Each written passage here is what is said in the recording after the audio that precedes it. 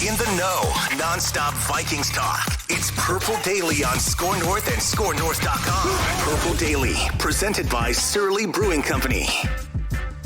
Every one is a measuring stick, and this is no different. Where is the Titanic Museum?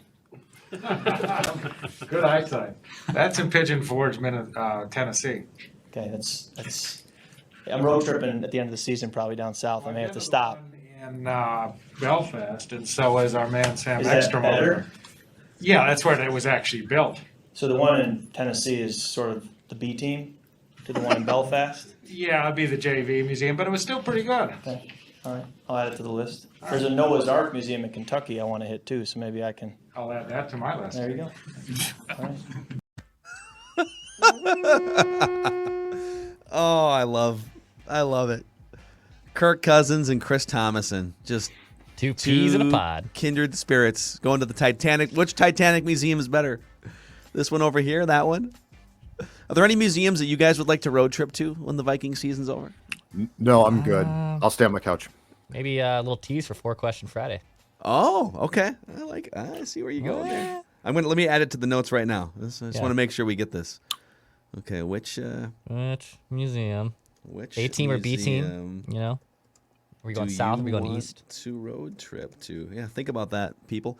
This is Purple Daily. Daily Vikings and museum entertainment here. We just want the Vikings to win a Super Bowl before we die. That's our mission statement. The show is presented by Surly Brewing Company and also TCL.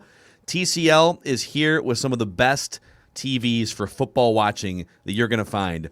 They've got a new lineup of award-winning TVs delivering the most entertainment with stunning resolution at an affordable cost. Enjoy more of the things you love with TCL. And this, boys, every Thursday is the State of the Vikings Offense. You like that? You like that? Episode or address, whatever you want to call it. And so we got 4 key offensive stats we're going to get to, and we've got the Random Viking of the Week. But at the end of Mackey and Judd today, Judd says, before we go, I just want to tease that I've got the defensive player on the Cowboys that the Vikings should pick on Sunday. Sunday Night Football, national TV. That there's one player on the Cowboys defense Judd thinks the Vikings should look to expose. We're curious. Who is that player? So this started yesterday when I was doing actually not me. Keys was doing his in-depth research for the Friday segment. 4 keys to a Vikings victory. But Keys uncovered something and came to me and asked about this. And I said, Keys, this is so good. It's a 2-day run here because you're right. Because Keys said this is a potential player to expose. And at first I'm like, Keys, you've been drinking again. You're crazy. No. And then it was Keys has some peppermint schnapps on his breath again. Yep. He's got the small airplane bottles in his pockets.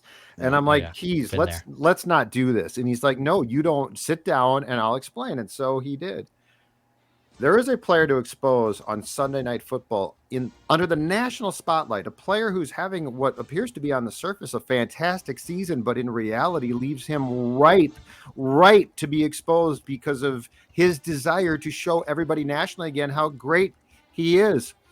And this is because Kirk Cousins is not only damn good, he's having a great year. This is because you've got not 1, not 2, but 3 receivers that are all very capable, including one in Justin Jefferson, who I think could be used more and could win this matchup, by the way, mano a mano. Trevon Diggs is the player. Cornerback Trevon Diggs, brother of Stephon. The same guy who has 1 interception in literally every game so far this season. He has 7 picks. Every game. It's 3 more than anybody else in the National Football League. He has 7 interceptions, and yet I am saying that I want Kirk Cousins to go after him. And at first it's like, are you crazy? Are you nuts? I'm going to ask a question. Yep. Why? Why would you do that? Why would you throw at a guy that has 7 interceptions so far this season? Because the statistical cocaine of which you guys are snorting doesn't give the true view of the danger of the drug. Trevon Diggs statistically is fantastic. But if you look deeper, which is what my buddy Keys did, God bless him for this. And you understand that the Vikings have 3 very capable receivers and 1 who I just flat out think is special, not to mention a quarterback who can expose players because of his arm talent. Trevon Diggs Have you looked at how PFF grades him and sees him? And the high risk, high reward play of Trevon Diggs. Let me give you the ranking, first of all, through 7 weeks. Trevon Diggs, 7 picks, okay? So, like, that's the starting point. So you're right. What the hell are you talking about, Keys? Trevon Diggs is ranked 61st among corners through the first 7 weeks. Trevon Diggs has big-time issues, and this is where this is all going to tie together and why you should go after him, because he is going to try to make plays that eventually are going to catch up to him, because we all know the interception totals sometimes are driven by, yes, good play, but also fortune. Trevon Diggs, one of his biggest struggles is double moves. Double moves burn him. Okay. We are talking about, again, a group of receivers, and Justin Jefferson being special, who could expose Diggs' desire to add to the interception total and get risky. And that's the thing about this. When you're having the type of year that he is, unless you are a Jalen Ramsey, absolutely outstanding corner, sometimes you are ripe to be exposed. He is awful against the run, which is going to help as well. And if you look at this now, just on the double moves problems and the fact that PFF, which, by the way, if Trevon Diggs was ranked like 20th, I'd be like, well, PFF's probably a little bit tough in grading him or something. But I'll reiterate, he's 61st. Something can give here if you go after him in the correct manner. I am saying right now, in the national spotlight on Sunday night with the season that Kirk is having and a guy like Jefferson, I think this is ripe to take advantage of a high risk, high reward cornerback.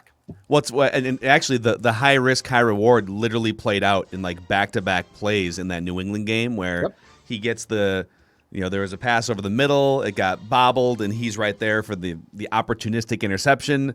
And I think he pick-sixed it, didn't he?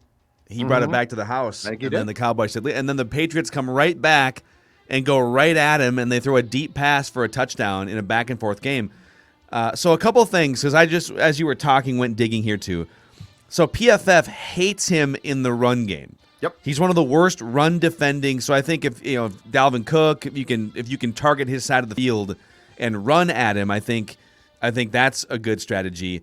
They do like him a lot more in pass coverage, but he's not like he is feast or famine. Here's the interesting one that stands out. All right, when opposing receivers do catch the ball against him. And again, like that's the key, because quarterbacks, when they throw at Trevon Diggs, are only completing 51% of their passes. But when they do complete a pass, they're averaging 19 yards per reception. Correct. So how can you tap into the upside of him allowing big plays without falling into the trap of a pick six or something? That's where you got to be careful. But to your point, like I don't know that my strategy would be attack him 15 times, but like, he does allow huge plays, and he allowed the one touchdown to the Patriots. I think that's the only touchdown he's allowed this season. But like I said, the average catch against him is 19 yards, which is massive, but they're only hitting on 50% of completions against him. So, and Pro Football Reference has this note, and I'm not sure what the league average rate would be, but he's made 23 tackles. He's had 5 missed tackles. He has a missed tackle rate of 17.9%. Yeah. I'm not sure if that's abnormally high. To me, that seems a little high. So he definitely probably is prone to missing some tackles. So if Jefferson gets separation, he's probably going to be able to burn it. I'm just saying, if Jefferson is on him, don't be afraid with Kirk's arm talent to throw to JJ. This is Rocky 4, boys.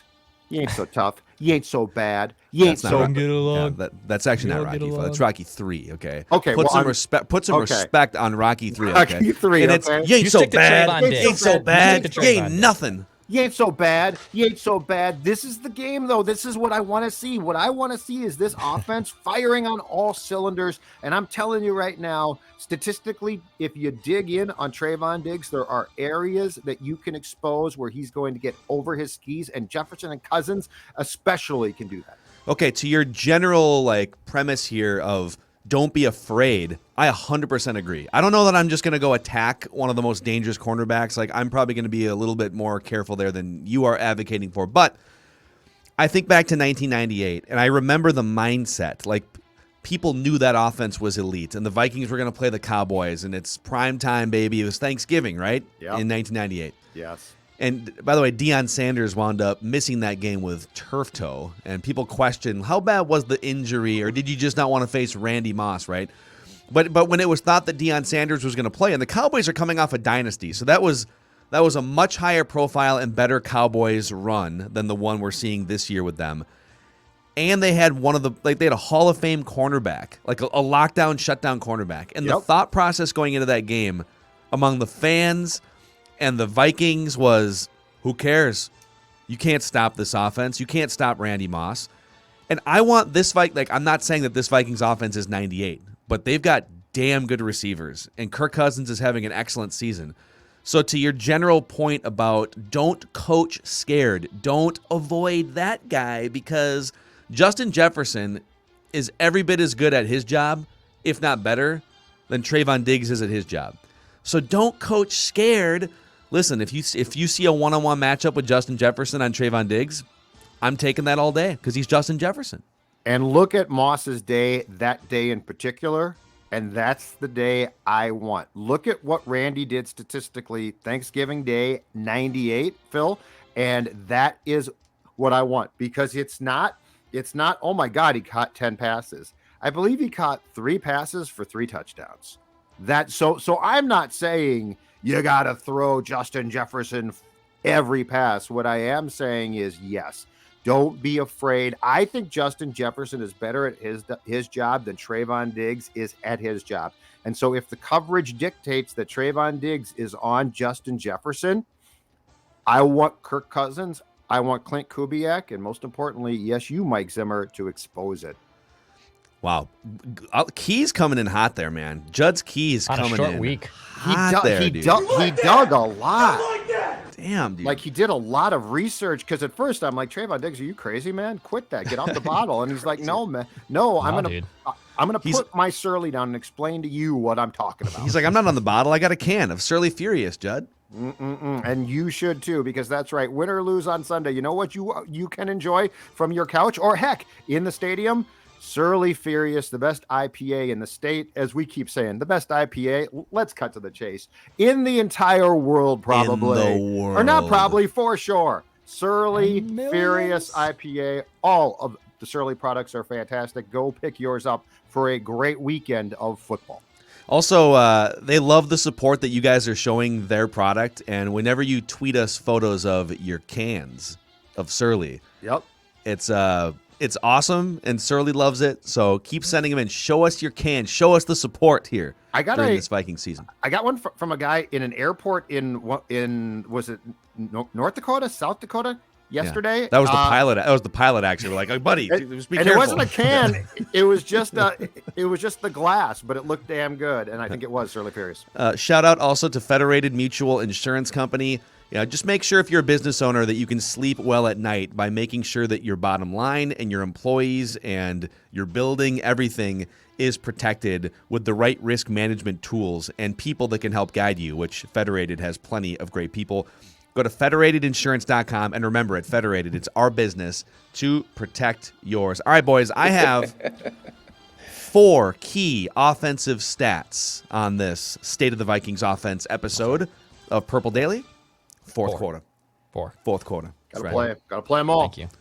All right, let's start with, and I usually create themes here for all of these. So let's start with theme number 1, offensive line. And this one actually comes with sort of 3 stats rolled into one here. So I'm cheating a little bit. But how good is the offensive line at pass protection? That's been the biggest topic since Kirk Cousins walked in. He's not very mobile. You got to protect him, give him time. When he has time, he's one of the best, most accurate quarterbacks in the NFL. He's not great when he's pressured. So how well is the offensive line blocking? I know I've seen that stat going around that it's the lowest sack percentage the Vikings have allowed in history. Well, sacks aren't everything. Pressures are also bad for Kirk because it throws him off his spot, right? So according to ESPN's pass block win rate, the Vikings rank 19th. I think they were like 26th or 27th last year. So they rank 19th.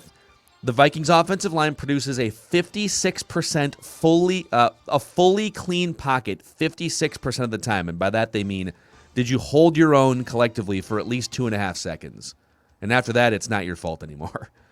Right. So 19th, okay, sort of like right below league average. Not great, but not a train wreck. Not a train wreck. Absolutely. Pro Football Focus sees it a little differently. They've got the Vikings' overall offensive line grade as pass protectors 28th. Ooh. We don't know exactly how that sausage is made. Yep. Maybe Eric Eager can help us with that. And then I've got PFF grades at their positions. Like, where do these guys rank among their peers in pass protection? Brian O'Neill, 18th out of 83 offensive tackles. So it's pretty damn good. Take that. So top 10 among right tackles. You'll take that. Christian Darrisaw is 37th out of 83 tackles so far. Yep. Above average. You'll take that. Yep. Ezra Cleveland is 45th out of 78 guards in pass protection. Yeah. Yeah. Meh.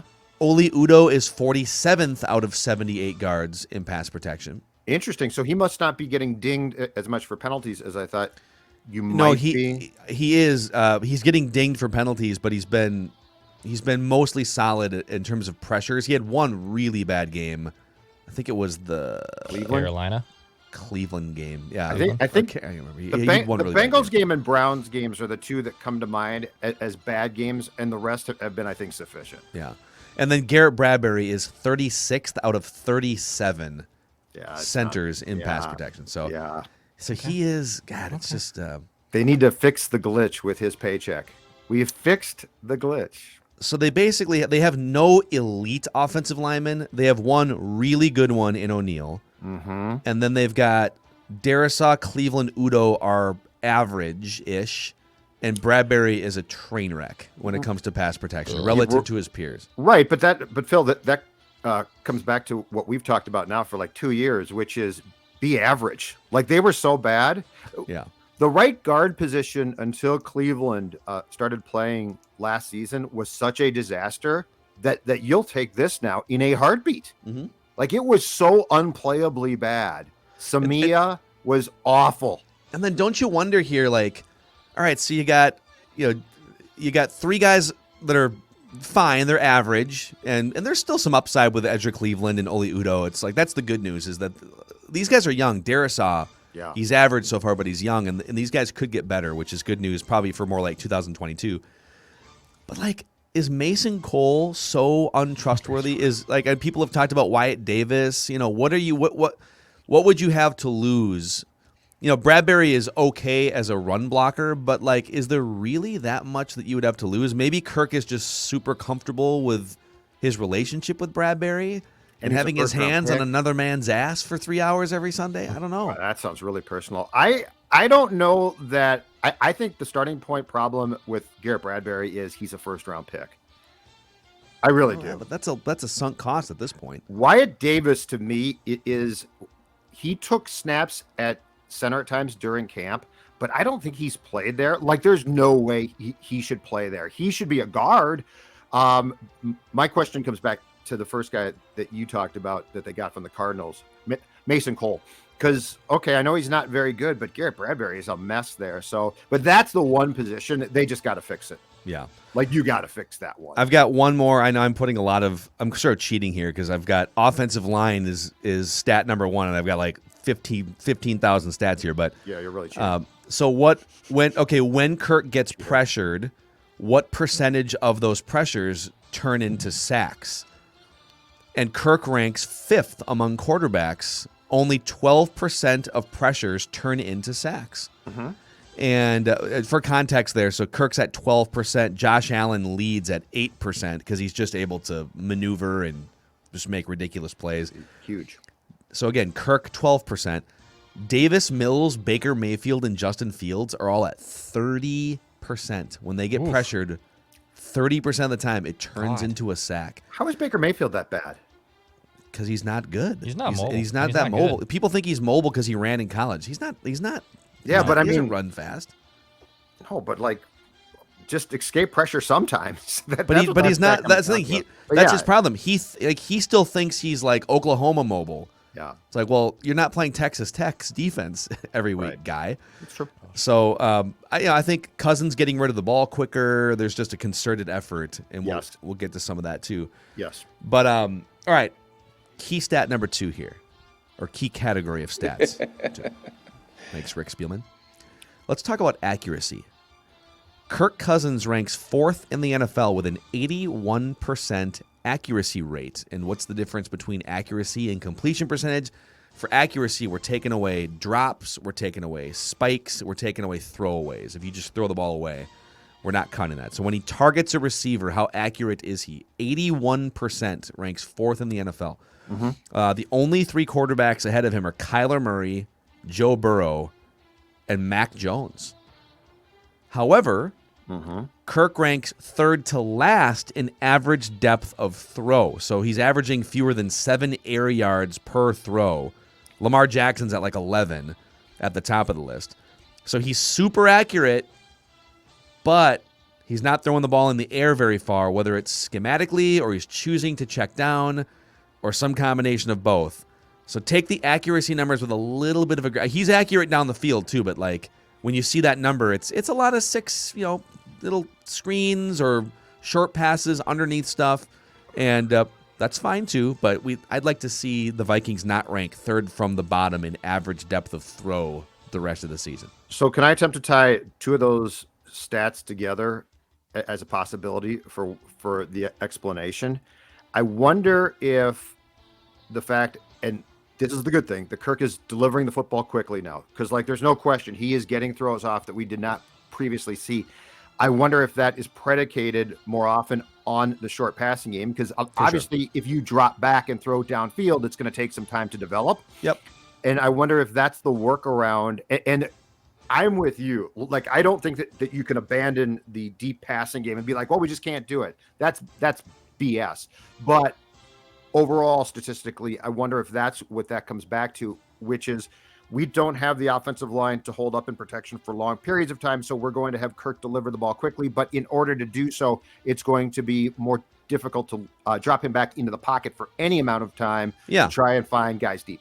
Yeah, that's the whole paradox, I think, for the Vikings is we'd like to throw the ball deep. We don't fully trust the offensive line. There's probably a little bit more room for a little bit more trust. And that's actually, that brings me to category number 3 here. 4 key Vikings offensive stats. You like that? You like that? Play calling, the type of pass that's being thrown here. So I want to go into 2 different areas.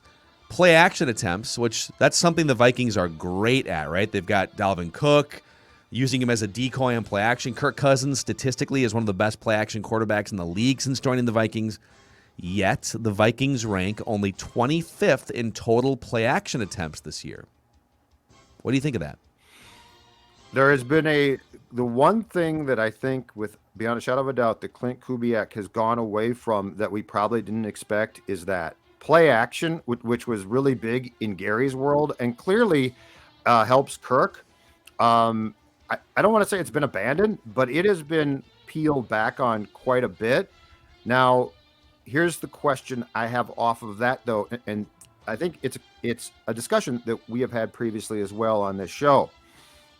Do they feel that simply the threat of Dalvin Cook is enough that they don't need play action as much? Because if he's on the field, teams are already predisposed to being afraid of the potential for a run and sucking up towards the line regardless. I'm spitballing why that statistic has changed by a lot, when I don't think, if we had talked about this in training camp, we certainly did not expect play action to be cut back on as much as it probably has been by this team. Yeah. No, and for the record, Kirk's splits have been pretty equal. He's got very similar numbers, play action versus non-play action, which is not the case in previous years. So maybe Kirk's just better. Well, Kirk's certainly better late in games this year, and you're not running play action when you're running a 37-second, fire drill. Yeah. So maybe some of it's just his play at the end of games when they're not running play action has equaled some of that out. No. Phil, in your stats, do you have splits on the times that opposing defenses against the Vikings have been in the box?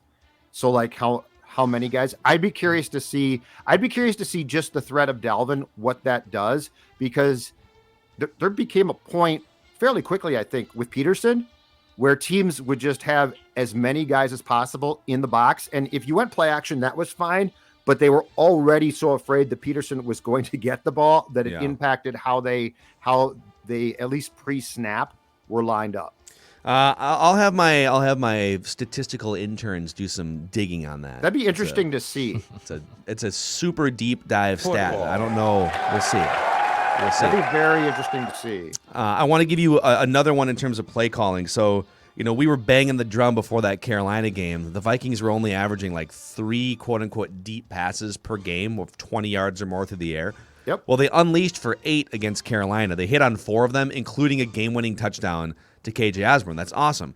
And even after the barrage of deep passes against Carolina, they still rank just 24th in total deep passes attempted this year. On those deep passes, Kirk Cousins is really good. He's got he averages 14 yards per attempt, which is like 10th in the league, something like that. He's been good he's accurate. So he only has 1 interception on those deep passes. That's fine. Kyler Murray has 3 picks on deep passes. And you know what? Hasn't killed the Cardinals. And you know what? 5 to 8 per game is great. That's what you want. That's exactly what you want. I've never understood. So, okay, I get the protection problems. So I do get that. And you're not going to have Kirk 7-step drop all day and be like, just chuck her up there, buddy. I get that perfectly. But think about this. And this was before Kirk, was successful in playing well this season. How many times have we talked about? Those are the throws Kirk makes really well. Trevon Diggs, Thielen, like we've seen that before. Jefferson. How many bad, like ugly, really bad deep shots has Kirk taken? Not many, because that his arm talent plays into that. So I think 8 shots against the Panthers, bravo Zimmer, bravo Clint Kubiak. It's exactly what they should be doing. And then the 4th category here, the 4th key offensive stat, right? This is a super deep dive, I know. Let's talk about aggressiveness. How aggressive are the Vikings offensively? Well, 4th down attempts. The Vikings have gone for it on 4th down only 5 times all year. That ranks 30th in the NFL. More than half the league, about 2/3 of the league, has gone for it at least twice as often as the Vikings have to start the season. The Browns are the most aggressive team on 4th down. They've gone for it 16 times already. I feel like they went for it like 3 times against the Vikings, right? Hyper aggressive. What about so the Vikings are super conservative on 4th down. They went for field goals inside the 5 twice against the Panthers. 2nd and long. So 2nd and 10 or more. The Vikings are the 4th most run-heavy team in those situations. Let's compare them to the most aggressive team in those situations, the Buccaneers. The Vikings run the ball on nearly half of their 2nd and longs. The Buccaneers, 9% of their 2nd and longs, and so 10 or more yards. So the Vikings are saying, "Oh, 1st down kind of failed. Let's just move it forward with a run, right? Let's just lean in. If we can get 5 yards, great." Other teams like the Buccaneers, who have the greatest quarterback of all time, are saying, "I don't care if we fail on 1st down. We got to pick up some chunks, 2nd and long. Let's make it 3rd and short, right? How do we get to 3rd and short?" The Vikings are thinking, how do we move the ball forward? Right. And there's a huge distinction there.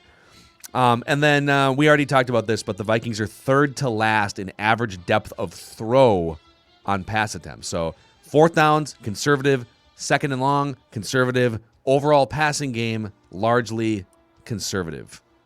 Weren't they far more aggressive on 4th down last season? I felt like they may have been. I felt like they went for it more on 4th down, and that Mike was actually applauded for that. But that might have been, was that Gary? I wonder if that was Gary in retrospect now. And Clint's like, okay, we won't go for it on 4th down as much. Yeah. But no. And the ship has sailed on 4th down. Like, commonplace now to go for it. Unless it's just stupid.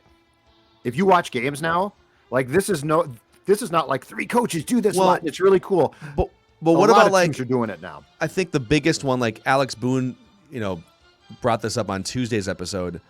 When let's say it's 4th and goal and you're inside the 5, you're at like the 3-yard line. Mm-hmm.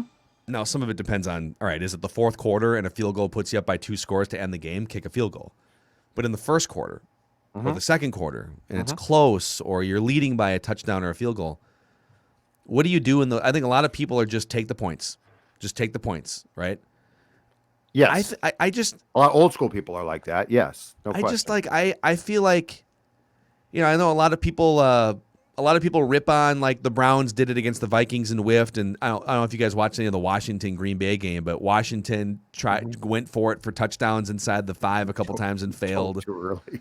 And so like when it happens and you fail, like, oh, well, that's why you lost the game. But we don't talk often enough about the times you settle for field goals, and because of that, you're in a close game that you shouldn't be in. Correct. Like the Panthers game shouldn't have been close. The Vikings marched all the way down the field, and then they said, at the 3-yard line, we're going to kick a field goal. And I think it's fair to say this. It might be dictated by your confidence and quality of your offense. If Christian Ponder was on the 3 and it was 4th down, I might be saying to myself, I might take those points. Mm-hmm. But if it's Cousins, Jefferson, Thielen, Cook, go down the list, I'm saying I can get this. The one stat I want, I can't find it, and I've asked, and I want to see it, is this one. The one thing that I'm slightly confused by on 4th down and short is the amount of teams that continue to line up in shotgun. Yeah, I'm under center. I'm creating at least a percent. If my quarterback can't operate at all, taking a snap directly, that's on me. That's my fault. But I mean, why not leave the option there and I love the pass there. That's great. But why would you line up in shotgun? And if you go shotgun and hand the ball off, well, you're asking your guy, and I know it's like, well, he's got a head of steam, but you're still asking him to do something that would be easier if he just took the ball directly with a yard to gain, literally. I think, I love lining up under center there because like you could, like, if you're going to quarterback sneak, obviously, like you're right. Like you can't quarterback sneak. I mean, I guess you can if you're under shotgun. I've seen that before because you get a head of steam. But I feel like, and this is, I never coached a day of football in my life, but I feel like play action's more effective there too, because if you're under center, it creates a little more urgency. Oh my God, they might sneak it. We got to get up in here.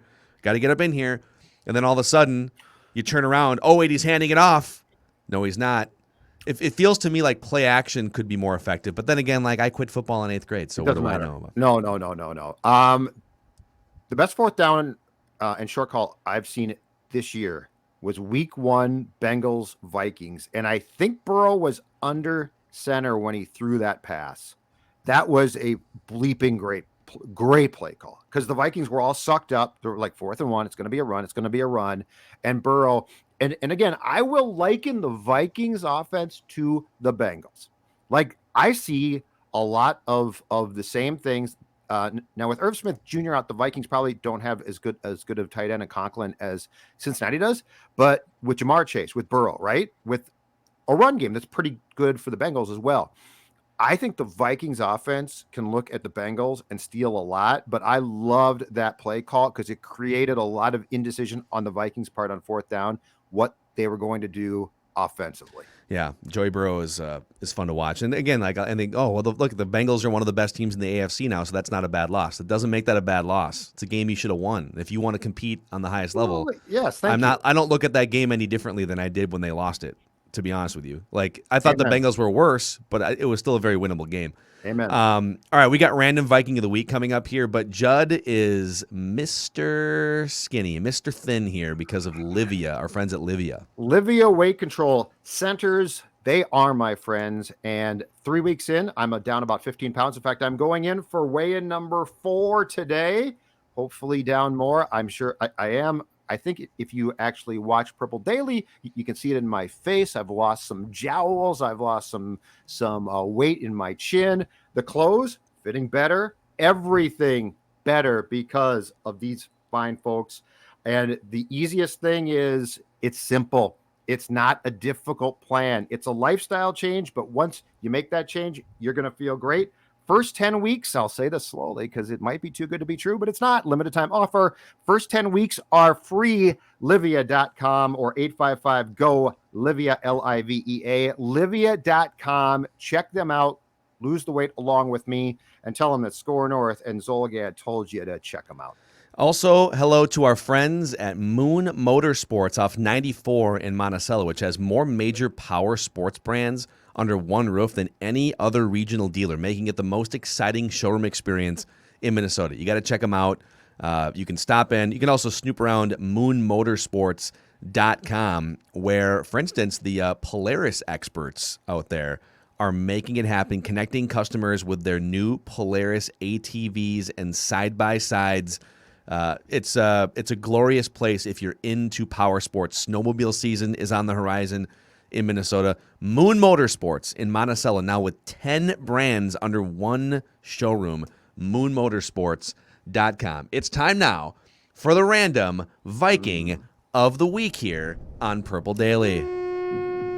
Where, Declan, you'll be happy to know that your fill-in, your substitute, your pinch hitter last week, Ross Brendel, put one on the board for you. We're counting it for you. Jay Fiedler was last week's Random Viking of the Week. Love that. Thank you, And so Ross. that gives Declan/Ross a 3-week win streak. Tony Richardson, Brock Lesnar, which and was done Jay in 2 clues. Fiedler. And let's not forget, Brock Lesnar was done in 2 clues. Brock.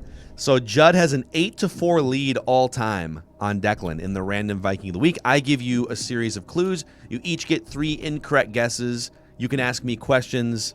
I can choose to answer if I want to. Okay. Declan. Let's start with this one. The 2005 Vikings. Declan. I take the Goff. top off the defense. I you go for weren't good, shots. and now you are hot, hot, hot. All right, let's go. All right. This Random Viking of the Week's parents' names are Joseph and Wanda. Okay. I will say that such a stupid clue. No, I'm gonna withhold that clue for a second. This Random Viking of the Week was a 3-sport athlete in high school: football, basketball, baseball, and was also a member of the National Honor Society. This Random Viking of the Week played for 6 different NFL teams and played in 8 playoff games in his career, 1 with the Vikings.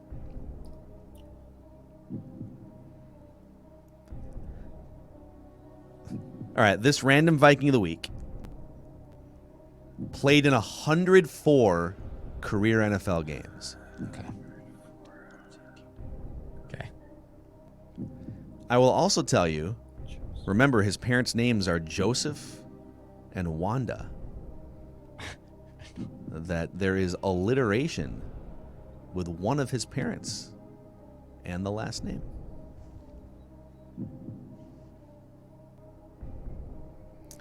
This Random Viking of the Week played college football in Conference USA.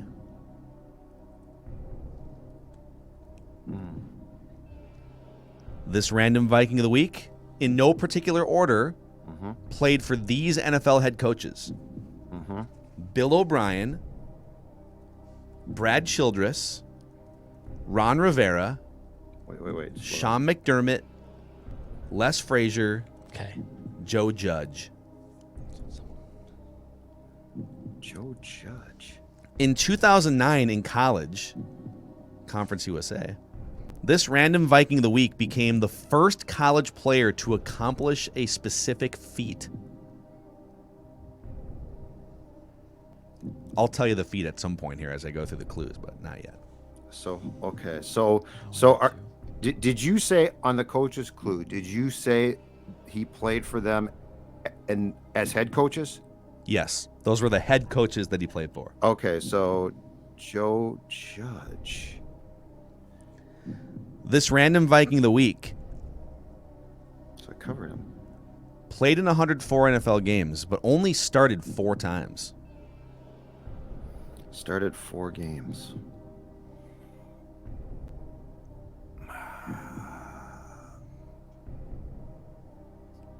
You guys are this is great. Eight play. Old eight- Macadac is back on his clue game here. 8 playoff games.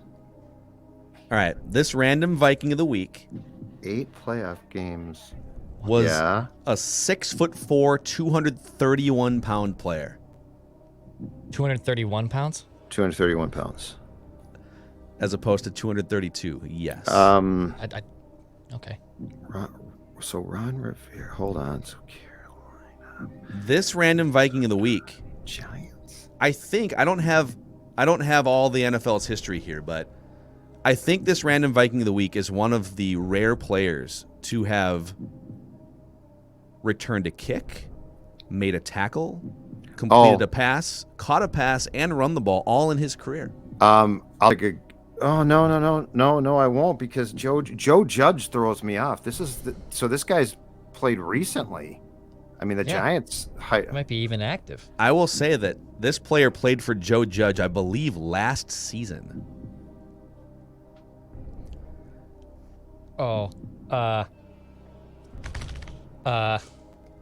Is Declan going to guess here? No, I don't think he was playing last year. I was shocked that this player still played in the NFL as recently as last year. 6'4", but so he played if he played for Childress and Les Frazier, he was around in like 2010. So like this guy played forever. His first season in the NFL was 2010.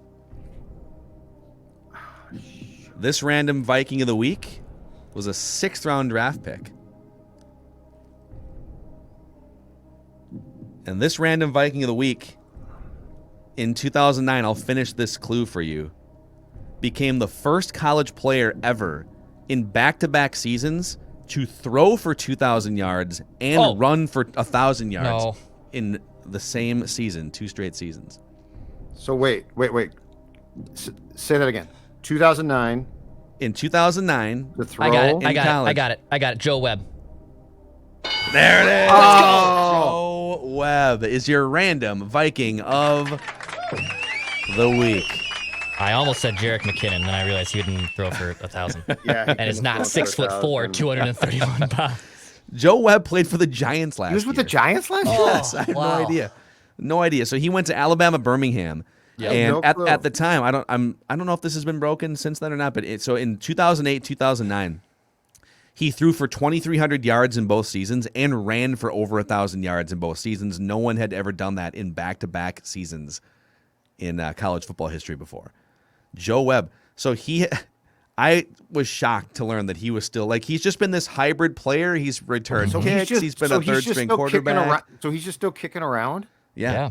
Minnesota, and then he went to Carolina from 14 through 16. He played in the Super Bowl, I'm pretty sure, with Carolina. Yeah, no, I think you're right now that you. Buffalo, Houston, the Giants. He's currently a free agent, but that dude was in the NFL until he was 34 years old. Joe Webb.